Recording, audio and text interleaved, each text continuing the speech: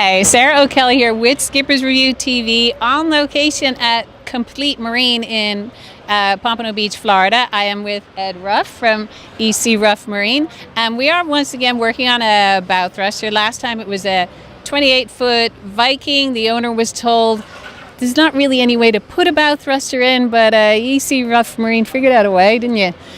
So this time we are once again installing a bow thruster. Tell us, Ed, a little bit more about this job. It's a custom skiff, an up north boat, and with the currents and the winds here in Pompano, where the owner keeps the boat, it's hard for him to dock it. So we were able to look at the boat in the water at his house for a bow thruster new installation. It's a side power bow thruster. It's an SE60, 12 volt is what this boat is operated on, and that's what the bow thruster is going to be operated on as well. Is there any difficulties with this? False floor in this boat, and there was a compartment that we had to reopen the top on to be able to gain access in front of the holding tank.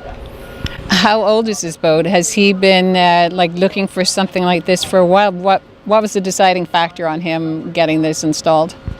The boat spends a bit of time here getting paint job repairs from him not being able to maneuver the boat around when he's out for the weekend with his family, or trying to park it back at his house. What does it take to actually get the bow thruster installed in your boat? How many hours work is this going to take to get done? This is about a 40-hour job, and I'm getting suited up to do a hand glass layup of 6 pieces of 1.5 ounce mat on the outside, and then do a continuation of that on the inside. What do you mean by a glass layup? Explain a little bit more to me about that. It's cut pieces of 1.5 ounce mat sandwiched together and rolled out on the outside of the boat and on the inside of the boat.